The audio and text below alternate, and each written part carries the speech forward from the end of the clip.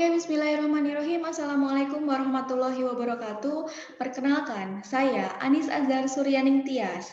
Bersama rekan saya Setio Budi Santoso dari Universitas Muhammadiyah Magelang, serta Adi Nurfianto dan Muhammad Bintang Oktaviano. Pada kesempatan kali ini kami akan memaparkan hasil riset kami dengan judul Communication Model for Pharmacy and Patient in the Chronic Disease Management Program atau Prolanis in Magelang Resident.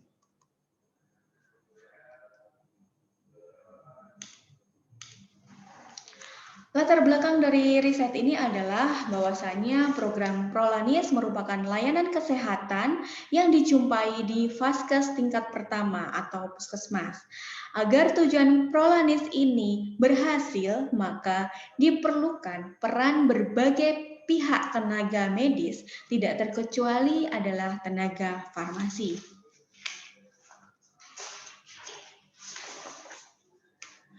Menurut petunjuk teknik standar pelayanan kefarmasian di puskesmas yang diterbitkan oleh Kementerian Kesehatan Republik Indonesia menyatakan bahwa dalam pelaksanaan pelayanan farmasi klinis, apoteker banyak bekerja sama dengan profesional bidang kesehatan lain terkait pengobatan pasien.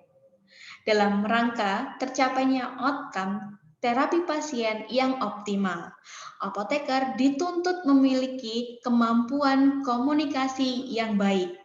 Kemampuan berkomunikasi yang dimaksud termasuk dalam memberikan rekomendasi pengobatan kepada pasien. Oleh karenanya, pelaksanaan Prolanis tenaga kefarmasian perlu juga memiliki kemampuan berkomunikasi yang baik sesuai dengan anjuran petunjuk teknik standar pelayanan kefarmasian di puskesmas yang dikeluarkan oleh Kementerian Kesehatan Republik Indonesia. Hal ini bertujuan dalam rangka tercapainya outcome pasien yang optimal. Nah, pencapaian outcome pasien yang optimal ini sejalan dengan tujuan dari program Prolanis sendiri, yakni mendorong pasien penyandang penyakit kronis mencapai kualitas hidup optimal dengan indikator 75% peserta terdaftar yang berkunjung ke vaskes tingkat pertama memiliki hasil baik. Pada pemeriksaan spesifik terhadap penyakit diabetes mellitus tipe 2 dan hipertensi sesuai panduan klinis terkait sehingga dapat mencegah timbulnya komplikasi penyakit lainnya. Fenomena komunikasi yang terjadi antara farmasi dan pasien ini coba kami kupas dengan teori Patient-Centered Communication yang digagas oleh Debra Reuters dan Judith Hall. Teori ini menyatakan bahwa kualitas interaksi antara pasien dan penyedia layanan kesehatan dalam kasus ini adalah pihak kefarmasian, ini sangat penting untuk hasil kesehatan pasien. Komunikasi yang baik antara pasien dan tenaga medis dapat mengarahkan pada kesehatan emosional sehingga terciptalah kepatuhan dalam melaksanakan rekomendasi perawatan. Seperti itu. Kemudian teori ini juga memiliki asumsi bahwa model komunikasi yang berpusat kepada pasien itu memiliki 4 elemen. Elemen pertama adalah pengumpulan data. Pengumpulan data ini mengacu pada kemampuan skill dari tenaga medis untuk menggali kisah apa yang terjadi kepada yang diderita atau yang dialami oleh pasien.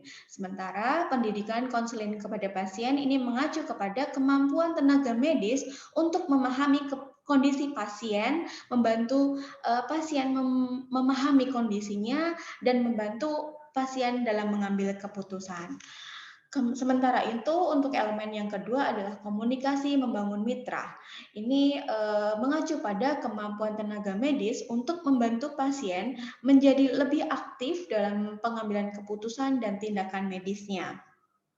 Terakhir adalah elemen keempat yaitu responsif emosional, mengacu pada sejauh mana tenaga medis memahami dan mencerminkan emosi yang diungkapkan oleh pasien. Dari hasil analisis kami, Maka nampak bahwa model komunikasi yang terjadi pada program Prolanis antara tenaga farmasi dan pasien pada puskesmas di Kabupaten Magelang belum sepenuhnya berorientasi pada pasien center communication. Hal ini disebabkan karena komunikasi yang terjadi masih bersifat formal dan jangka waktu terjadinya komunikasi antara pasien dan farmasi atau apoteker itu cenderung singkat.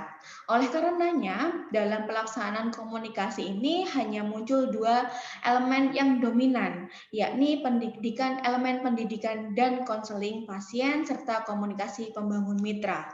Pesan pendidikan dan konseling yang muncul lebih banyak mengacu pada cara mengonsumsi obat dan jadwal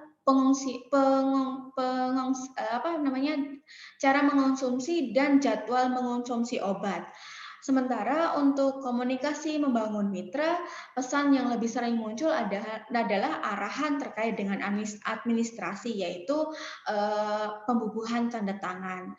Sedangkan elemen kedua, pengumpulan data dan emosional responsif, itu tidak banyak muncul karena hal ini disebabkan karena elemen ini lebih banyak muncul pada komunikasi yang terjadi antara pasien dan dokter. Nah, konteks komunikasi yang terjadi antara pasien dan dokter ini terjadi sebelum pasien bertemu dengan pihak farmasi. Maka elemen pengambilan data atau data gathering dan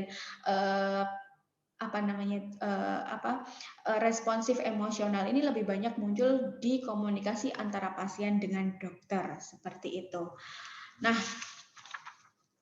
kemudian sampailah pada tahap kesimpulan dan saran bahwasanya perlu diadakan pelatihan soft skill komunikasi dan service excellent pada petugas layanan kesehatan, termasuk juga tenaga kefarmasian dalam program layanan Prolanis atau layanan kesehatan lainnya, agar komunikasi yang berorientasi pada patient center communication dapat tercapai untuk menunjang outcome terapi pasien yang optimal.